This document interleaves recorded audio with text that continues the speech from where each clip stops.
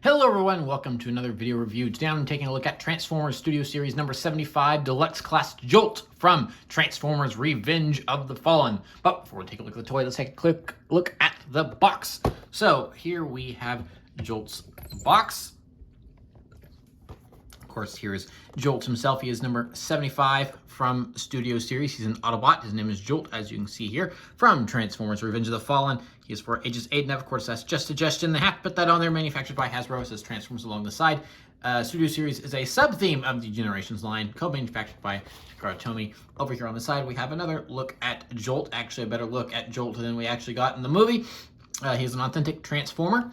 Turning it over to the back, then here we have Jolt and everything he does. Big screen inspired, blah, blah, blah. His name is Jolt. He's an Autobot. Movie he's from. This is an officially licensed GM product. There's even a little QR code there for you to scan. Here is his bio, which is actually more about Optimus Prime and another toy to sell you than it is actually about Jolt, which I find really funny. Of course, this is from the Pyramid Desert Battle scene in Revenge of the Fallen. Here are the warnings and stuff. Don't eat the toy because plastic is not digestible. There's another look at Jolt, and we're just don't eat the plastic because it's not digestible and it can be toxic. And I'm going to go a little bit out of order today because if you eat the toy, then you might make this mistake. So here's the removable display that is included with every Studio Series figure. And as we can see on the back of the box, this is supposed to be from the Pyramid Desert Battle from Transformers Revenge of the Fallen. But what do we have instead? Instead, we've got the Battle of Chicago from Transformers Dark of the Moon, a movie Jolt did not appear in.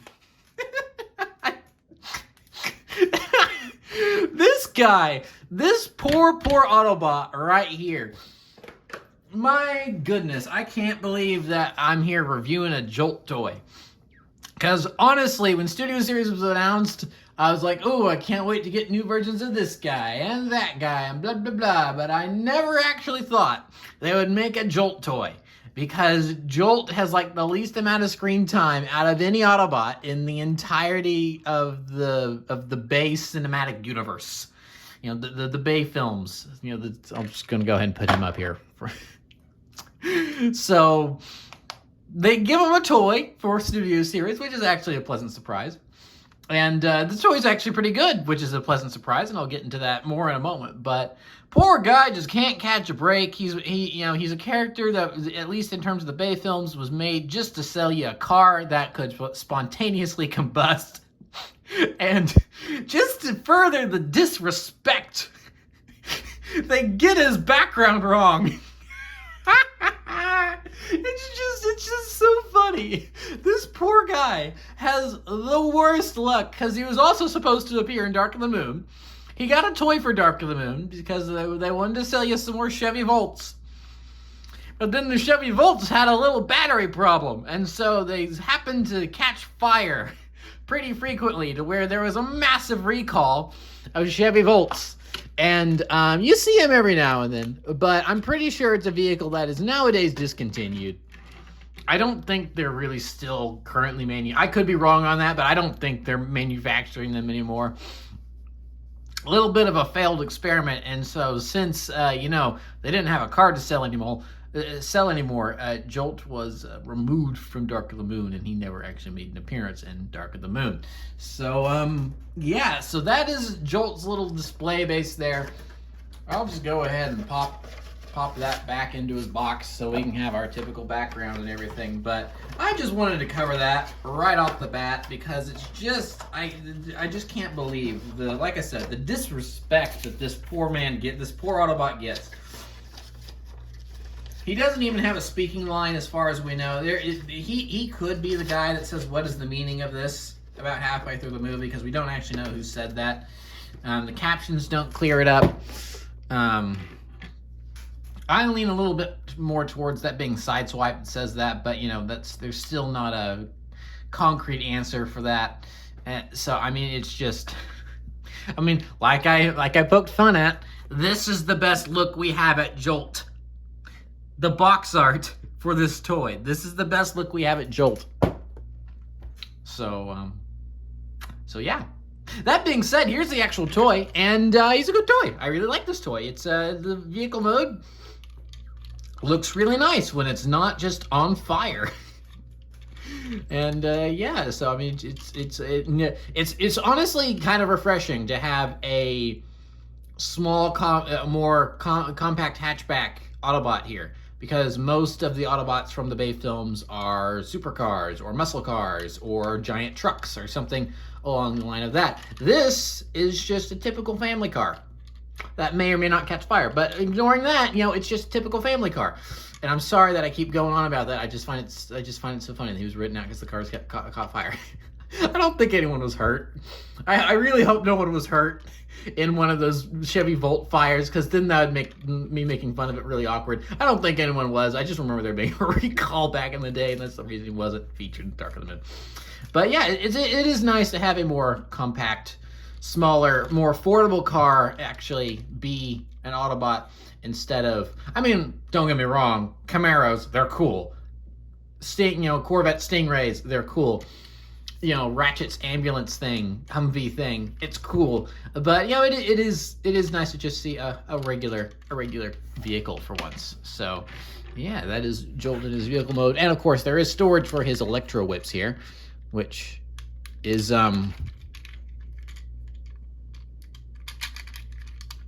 kind of it's a little obvious.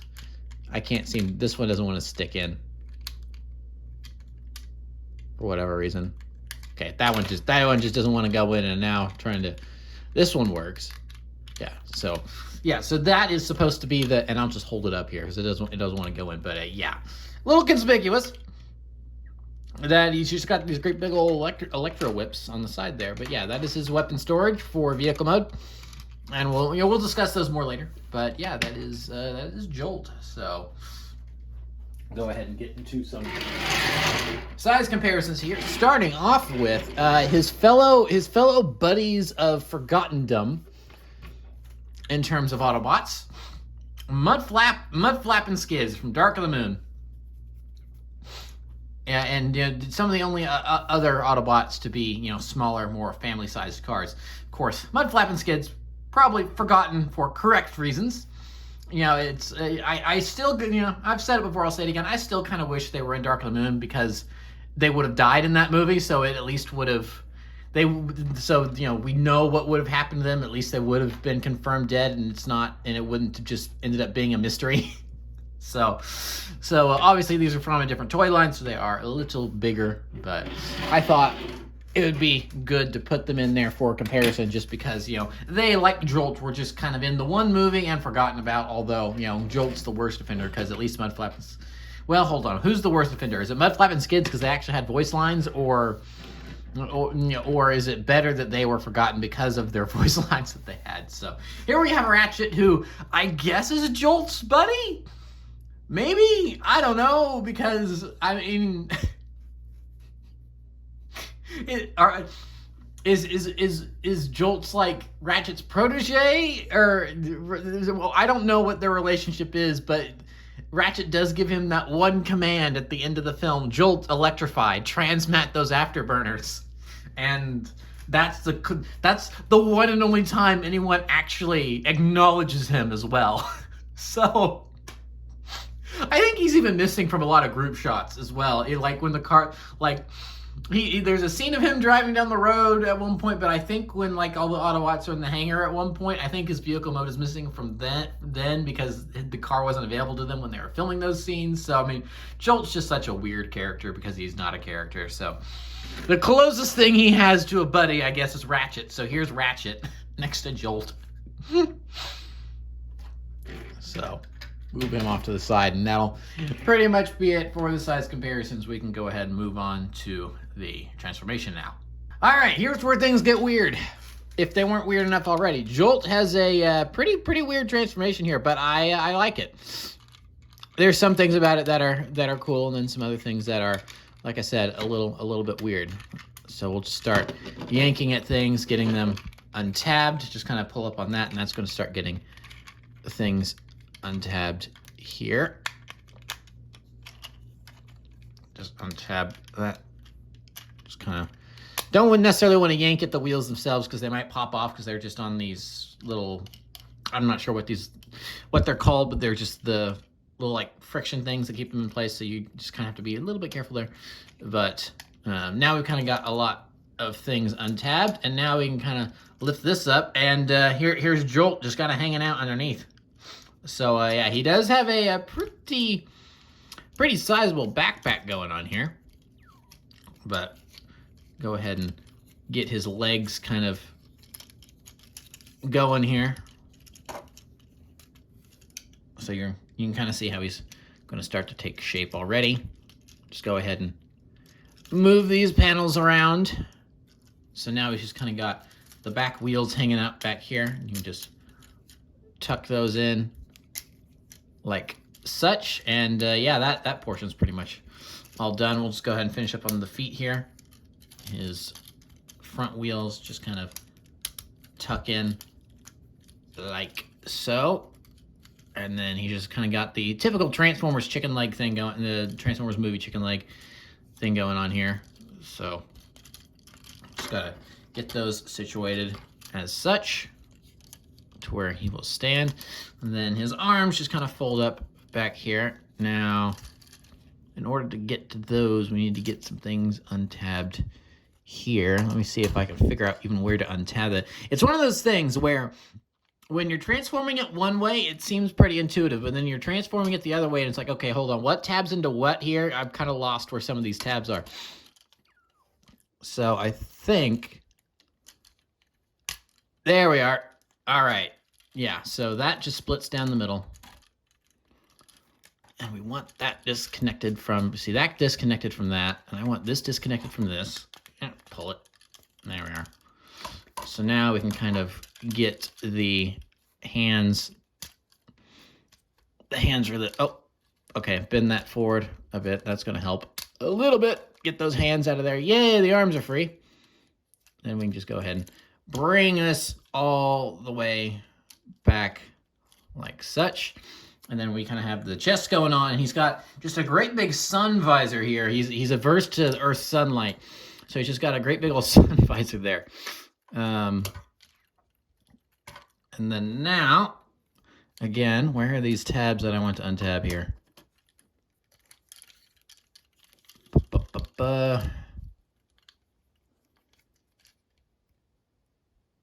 Okay, yeah. Some of these have like really small tabs too. So that, because I mean, if you didn't really know, I mean, that kind of looks like just one piece, doesn't it? I mean, the tabs are on here are very well secured, and they're very well hidden. So you do really have to look closely. So I do give them props for that, because when you put it in the vehicle mode, it's not like some Transformers where when you transform into vehicle mode, there's a lot of obvious gaps and stuff. You know, on this guy, everything pretty well disguises itself when you're in vehicle mode, and it looks like a vehicle. There's not a lot of obvious paneling and gaps and stuff. So that's really nice. And let's see here. I think that just stays the way it is, yeah. But then these here will then even more untabbing going on up here, if I can get these apart, because there we are. And then that will just twist down like that, and then same thing over here.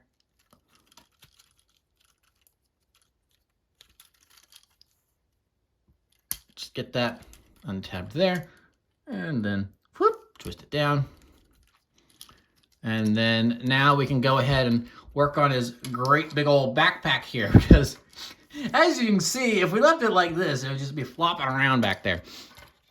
So we can take the front here, and that separates, and it's like this entire hood piece. Again, hold on, let me cinch it back. I mean, there's paneling there, but I mean, that looks kind of natural. So they did a really great job on this guy when it comes to stuff like that. Just twist those around like that, and then that'll help get us untabbed the rest of the way.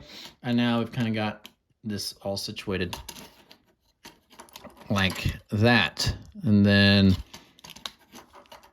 that will just fold in like such. This will fold down there. That'll fold down there. And then these will flip. Excuse me, a little burp there. If this one's to operate correctly, there, that will flip down like such.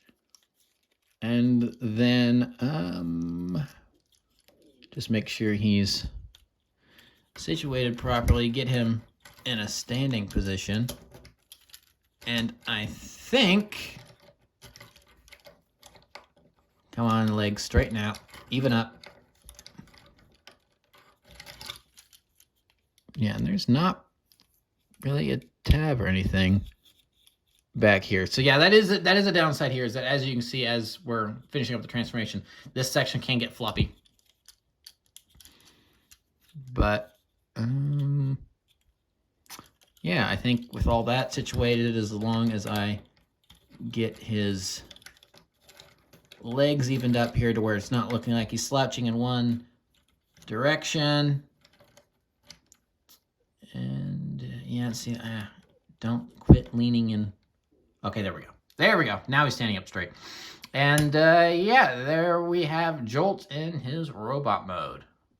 And yeah, he looks a little goofy. I'll admit, I'll be the first to admit he looks a little goofy, but I kind of like it. I kind of like how goofy he looks. I'm not gonna lie. So get in close here and take a good look at his details, because again, you know, a lot in it's studio series, so there's a lot of nice details. Some faux tires there. And then I don't know if you can see it, but that's actually clear plastic there, because I guess maybe that's supposed to be on his legs, or are the batteries that caught fire in the Chevy Volts. Good looking head sculpt, which is different from the head sculpts that were on the previous two toys, because apparently the head sculpt that was on the previous two toys were inaccurate to the film. Not that anyone would really notice, because you can't get a good look at Jolt in the film. So I guess they had to go to like ILM, and that's the character model that they had on file. So then they really looked at him like, oh, he looks different than we thought he did, because I don't think Jolt had a lot of time was spent on him. I think he was kind of made last minute. So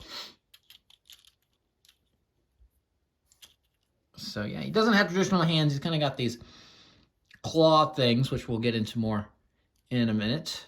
But yeah, a lot of really cool detailing on him here. These panels just kind of sitting up here are a little weird, but I don't know. They kind of give him a certain aura. They kind of give him an interesting, unique silhouette, so to speak. And yeah, this, again, the backpack's not great, but it's not awful either. I mean, it definitely gives him, there's a shape to it. It's not like there's just half a car just going straight out stacked on the back. It is, since it's sloped like that, I think it helps with the shaping, and so it, you know, it helps with that silhouette to where, you know, it's kind of a unique look. It's not great, but it's not horrible either. So I'm kind of okay with the backpack. And so yeah, we will go ahead and move on to his weapons, which are his big old electro whips, which you can use to you know, power up Optimus Prime to Jetwing Optimus if you have both Jetfire and Optimus, which I have neither of.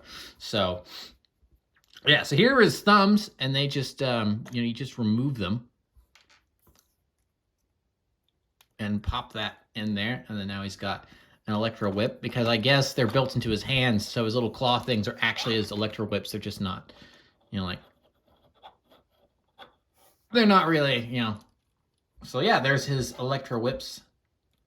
Go zappity zap and fry Decepticons. And then there is storage for these things, because they just, his thumbs then just, or his claws, thumbs, I guess they're not really thumbs, are they? They're like claws. And then you can just put them in there. I don't know, this, in theory, you can put them in there. This port, I don't know. I don't think they really got this port sanded down or whatever properly, because nothing wants to nothing wants to stick in there. So in theory, there is your storage for his claws, but it doesn't want to really work. And then, oopsie, and then yeah, that'll happen. So let me reach in and grab that. All right, and then just pop that back in there. And so then, yeah, there is Jolt going zappity zap zap zap with his big ol' electro claws. So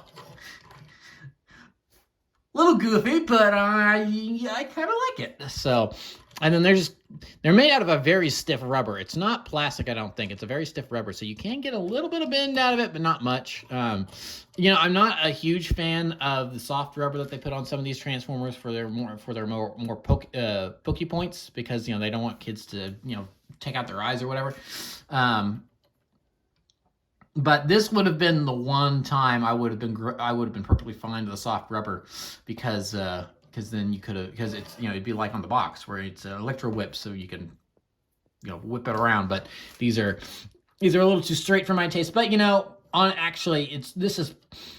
I'm saying that, but as I'm thinking about it as I'm saying it, this actually probably is the better way to do it, because then if it was the bendy rubber, then they would get all contorted in the box, and then we wouldn't even be able to do this, and then they'd just be like hanging there limp. So the fact that they are a little more rigid like this does help with poses and stuff. So actually now, so I'm gonna reverse my statement there and actually go, yeah, no, these are I'm glad we got these the way they are. So we'll just go ahead and remove that and give him back his hands. And then we will move on to the size comparisons. So there is Jolt, and then here is Dark of the Moon Ratchet, which is the exact same as the previous Ratchet I just brought in. It's just that the colors are different. So it really just saves me having to transform something. So yeah, there is Ratchet with Jolt. And then we will also bring in his Revenge of the Fallen buddy, Sideswipe. So a little doop boop boop staircase size comparison there. So yeah, that is pretty much Jolt in a nutshell. And I really like him. I didn't really care for his prior two toys from Revenge of the Fallen and Dark of the Moon. I just thought those never looked really good, so I passed them by years ago when those toy lines were out. But it's been so long now, and Jolt is like such a joke of a character that him actually getting a studio series release, just kind of the novelty of it, going, yeah, I think I want Jolt just for the novelty of it, just to laugh at it. And I guess according to the box art, and because I guess that design comes straight from ILM, and they had the official design and everything. This isn't actually the closest we have to knowing what he looks like on Revenge of the Fallen, since he was always in the background and he never really did anything. So this is probably actually the best Jolt toy that we have, which isn't that surprising, because Studio Series is a really great toy line. So we do have some. So it has provided us. It's like, this is the best version of this character of this iteration. So that's not that surprising. But yeah, it is. It is a nice little novelty to have Jolt here, even with all his problems. And of course, But the final insult is messing up his background and putting the Battle of Chicago there instead of the pyramids.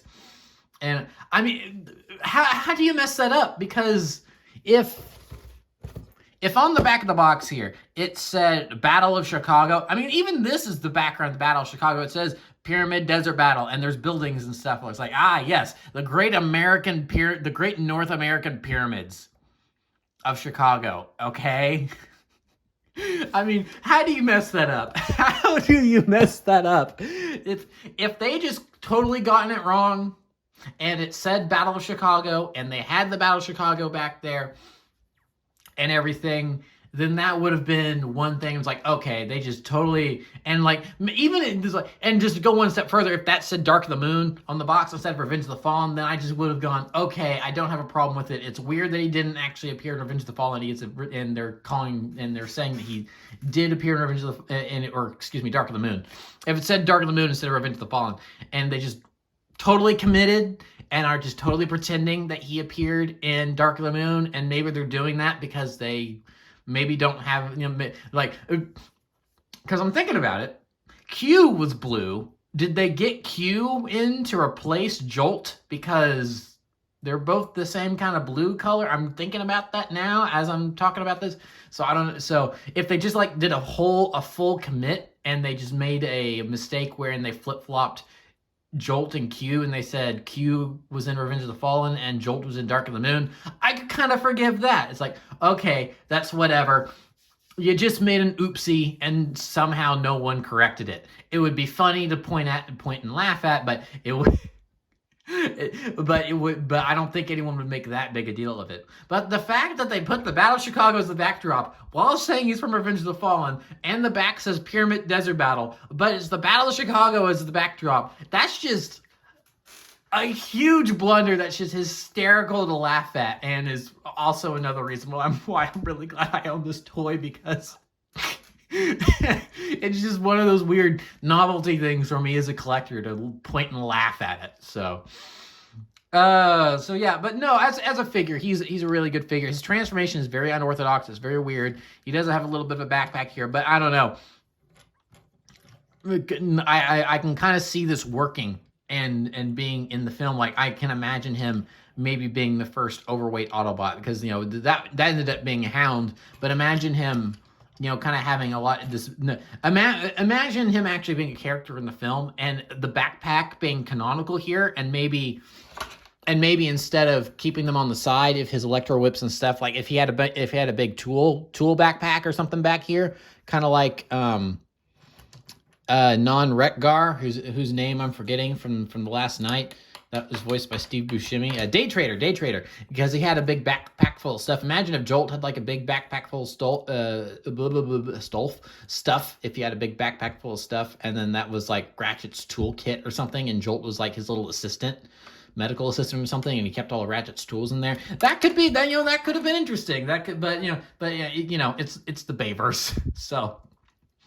Even if they had done that, it would have. He still would have been. Even if that had been a note for his character, he still would have just been in the background and never actually done anything. But, you know, at least the backpack would have been canonical. But, you know, for what he is, I really enjoy him, and you know, just for a whole manner of different reasons. And I think he is a good toy unto his own right, even if he is a little unorthodox. So. Yeah, that'll pretty much be it for this review. I do recommend him. If you can find him, then I would, and you want to pick him up, then I would certainly recommend him. I think he's a good toy. And that'll be it for this review. So thank you for watching. Remember to like, comment, subscribe, all that great stuff. Remember to follow me on Twitter and Instagram. Those links are in the description below. And I will see you guys next time. Thank you so much for watching, and goodbye.